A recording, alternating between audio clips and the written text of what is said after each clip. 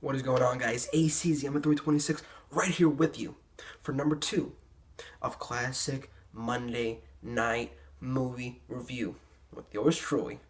Alright, obviously, this is the show, if you couldn't tell by the title, where I review classic movies, not only classic to the general population, but just my general favorite movies of all time. We're going to break each one down. I'm going to tell you what I like about them.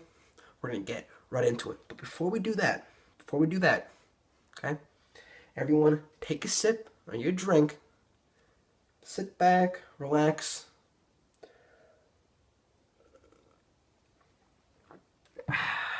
and listen to the sound of my voice as I speak the truth. Now, before we get into it, as always, social media, down below links if you want to follow me on Twitter, Instagram, Facebook, all the social media bullshit is down below. And of course, always my latest videos. The link to, I just made a video on Daniel Bryan's retirement. Link to that is down below. Alright, now let's get straight into it. You're probably asking yourself, or you already read the thumbnail, I read the title of the video and saw the thumbnail. The movie we're going to talk about here, right now, tonight, is Django Unchained. Okay, now I'm a huge fan of Quinn. I didn't realize, I didn't wear this shirt on purpose, by the way. It's Reservoir Dogs. I'll review that movie. I'll review that movie too in the upcoming weeks. But this is Reservoir Dogs, but I'm a huge fan of Quentin Tarantino.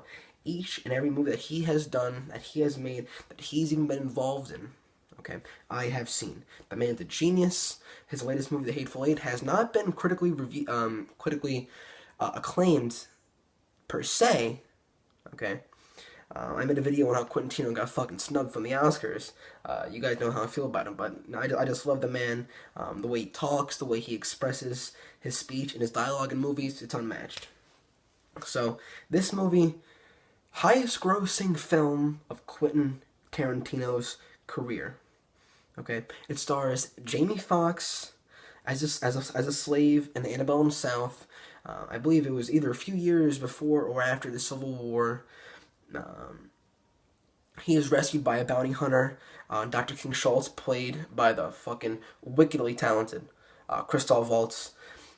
He turned into a bounty hunter. He partners up with Dr. Schultz to rescue his wife, Brumhilda, played by Kerry Washington, on the plantation Candyland, okay, owned by the, brutal, just devilish.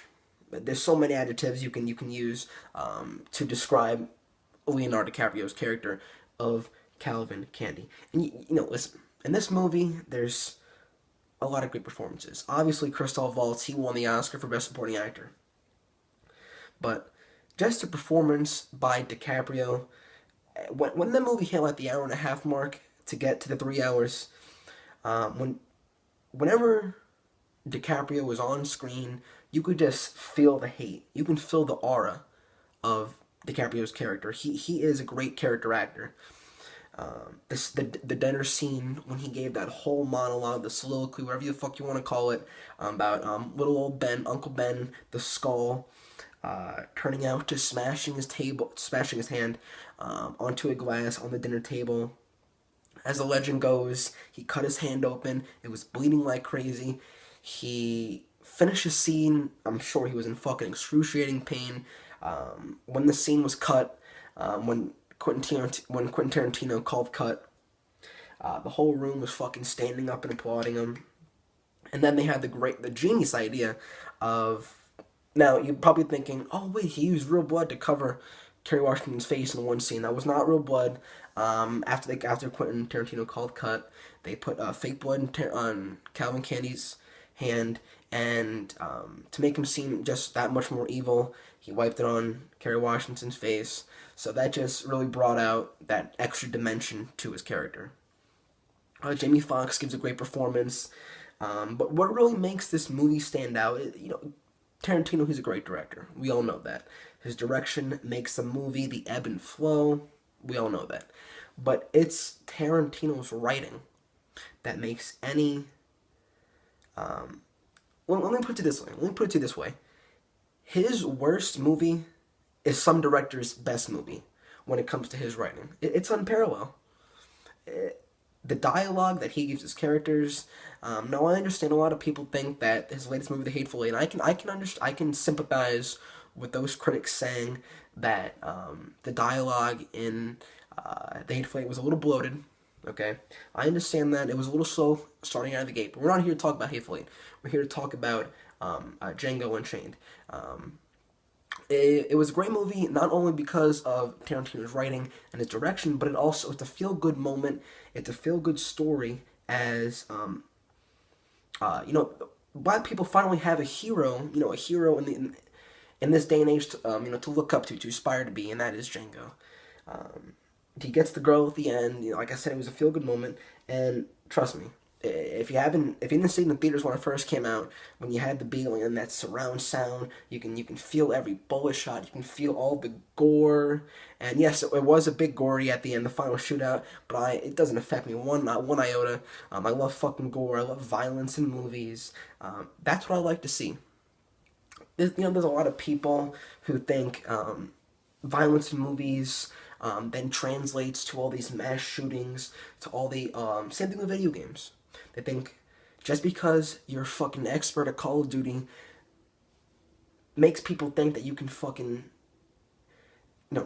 handle a firearm in real life. Especially Glenn Beck thinks this. Are you fucking kidding me? Are you fucking kidding me? No, that's not the way it goes. Ordinary people with a fucking working mind can tell the difference between a fantasy, something that is a movie, the violence in a movie. You're taking 3 hours, in Tarantino's case, that's as long as movies are, you're taking 3 hours out of your day to sit back, relax, and watch a fantasy unfold before your very fucking eyes. Okay? That's what you're doing. Ordinary people with a regular working fucking brain can translate the difference between, like I said, a fantasy and what is real life. You're not going to go out and pull out a gun and start shooting motherfuckers. You're not going to do that. Okay? That's why you're going to watch a movie. You're paying whatever it is to see a 3-hour epic. That's what it is.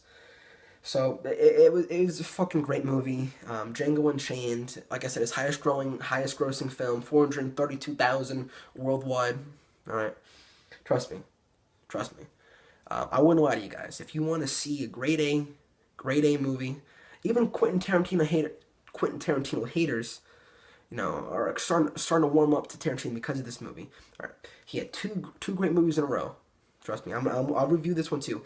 Inglourious Basterds, just after Kill Bill, he really followed up.